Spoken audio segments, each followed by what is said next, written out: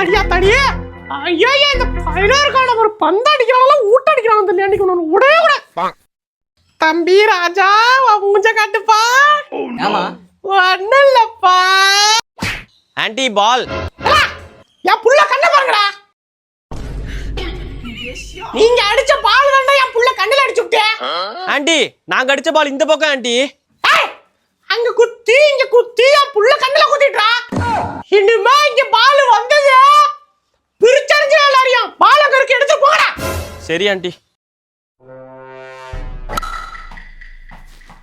ஐயா திருந்த மாட்டான புளிய உணுவா.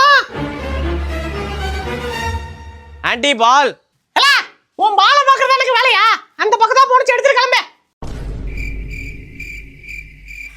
என்னடா பாலை காணோம். சரி வாங்க காசு போட்டு ஒரு புது பால் வாங்கிரும். ஓ புது பாலா? வா வா வா வா. ஆன்ட்டி பால். பாலா அங்கதான்டா போனிச்சு போய் பாருங்க.